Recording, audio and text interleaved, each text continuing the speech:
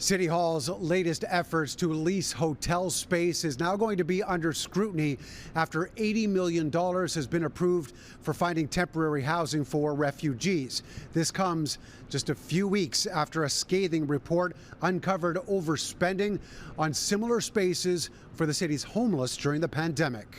The Auditor General did a fairly scathing report on how the city was out quite a lot of money because the contracts for the hotels weren't being properly managed. In the wake of discovering the city overspent $13 million on temporary shelters for the homeless, more is being offered up for another hotel.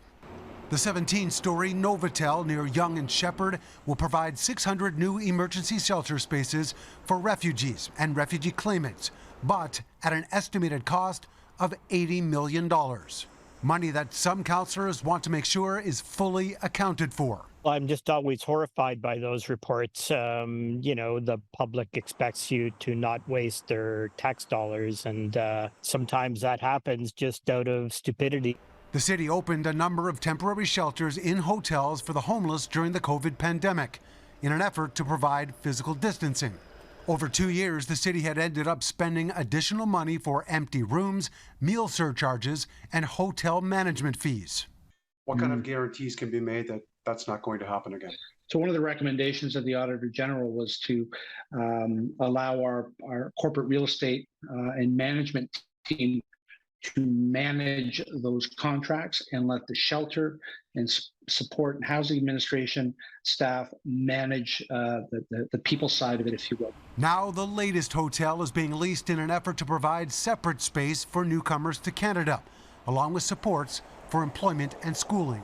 There are now more than 1,800 refugee claimants in our shelter system.